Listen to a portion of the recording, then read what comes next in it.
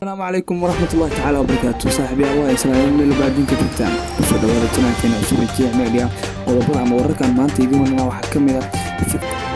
ciidamada Itoobiya ee Masar ee biixireenka webiga Nile ayaa ka sii daraya ayadoo Itoobiya ay bilowday difaac ay kaga hortagayso weerar ay ka cabsi qabto halkaas ciidamada Masar ay heegan culus la geliyay wargeyska New Arab ayaa ilo wareejay Itoobiyaan ah ka soo xigtay in horaanta bishan ay Itoobiya bilowdeen habka dagaalada lidka diyaaradaha geyso halka laga sameeyo biixireenka sida ay isaga difaacdo qiimo ka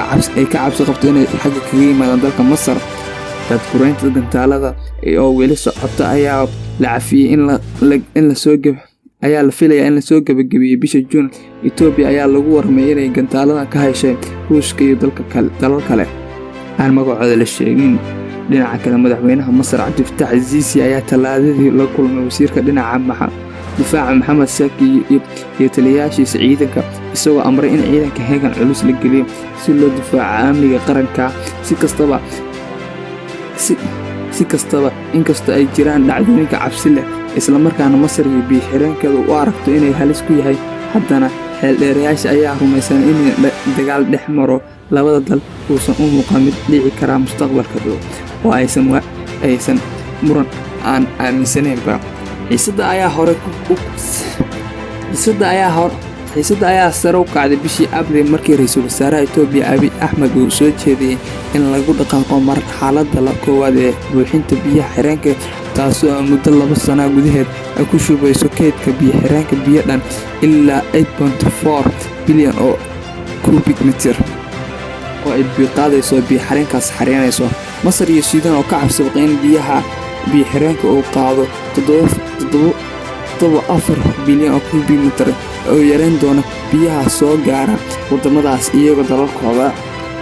buuxinta iyo hawlgelinta biyo xireenka waxay halis gelin doontaa amniga biyaha amniga cunnada iyo in xaqiijinta jiritaanka 100 milyan oo Masaari ah kuwaas oo noloshooda ay ku xiran tahay webiga Nile waxaa sidaas lagu yiri waqad uu wasiirka arrimaha dibadda ee Masar Samish Shokri oo u diray golaha amniga qaramada midoobay oo ku taariikhsan 1 May ama way ku qoran tahay 1 May haddaan si kale u dhahay xaaladda suurtagal ah inay tani waa xaalad suurtagal ah tahay inay halis muuqata ka noqoto nabadda amniga gobolka oo dhan ayuu yiri jawaabta uu ku taariikhsan yahay 14 May isla markaana ay aragtay jawaabta wararka FB ayaa wasiirka arrimaha dibadda Itoobiya Gedo Angarman waxa uu Masar ku eedeeyay inay tahay carqaladeeye Itoobiya ma haysato waajib sharci ah oo ay tahay inay Masar fasax uga raadsato buuxinta biyo xireenka ayuu yiri guri Gedo Itoobiya waxay sameysay dadaalo aan caadi ahayn ay ku tixgelinayso dalabyada aan dhamaadka lahayn ee dhaqanka ay la sii saadaalin kareen Masar ayuu yiri xaggaas haddaan tafaasiil yar ka bixino wadankan la dhaho Itoobiya wuxuu sameeyay saad ogtihiin biyo xireen aad iyo aad u weyn oo ka soo qaadaya 8.4 cubic meter xagga webiga dhan qaado 74 xaggaas horta lama dhigi karo laakiin wadamadan waxay ka baqayaan markuu webigu biyo yareeyo in iyaguna badanaa biyaha ay xareystaan sida Masar hadda kaliya waxay ku tiirsan tahay webigaas waa meel saxara ah webigaas beeraha ku agdhow iyo aagaas webiga ay aad iyo aad ugu tiirsan tahay hadda warka kale tan hadaan u galno maanta warka kale tan muxuu Imaaraadka Carabta u shareystay midnimada Soomaaliya iyo sababta ka dambeysay inay Imaaraadku aad iyo aad u kala ququbo dadka Soomaaliyeed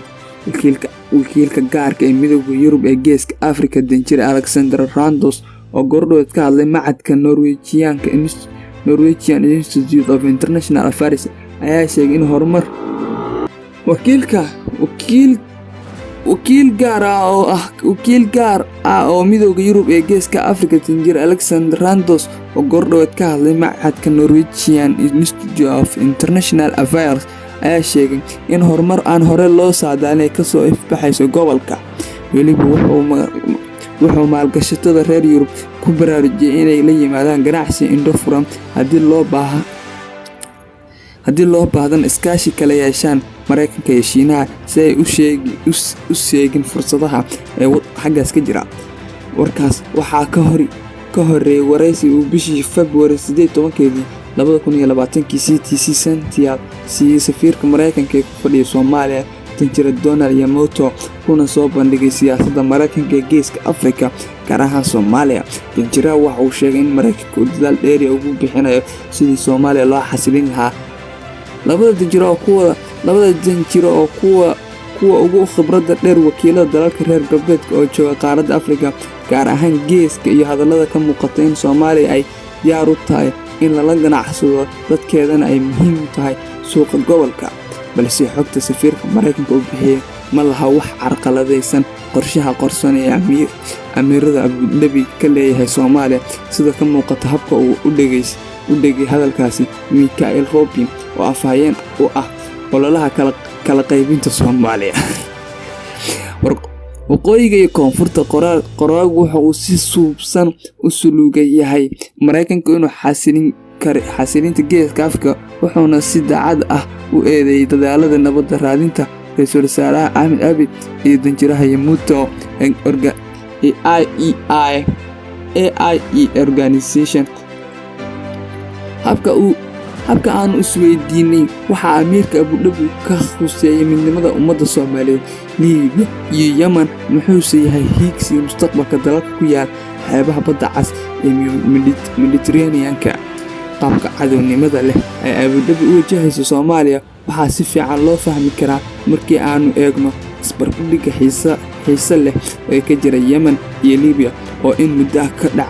dhacdooyinka gudaha ka dhacay iyo dibadhaca kala yimid kulmeen dadaalada nabadoonka ay xaggaasi ka horinayso colaadda iyo alqalada dalka Imaaraadka Carabta. halkaasna wuxuu ku sheegay in Imaaraadku wax Soomaaliya dan ka lahayn oo kaliya ku rabo qalqubinta sida uu kala qubiyay dadka walaalihiis ee Carabta inuu Soomaaliya u galo xaggaasi. Soomaaliya isaga dantiisa waxa weeye inuu badda cas Soomaaliya ganacsi fiican sameeyo. haddii Soomaaliya ganacsi fiican la sameeyo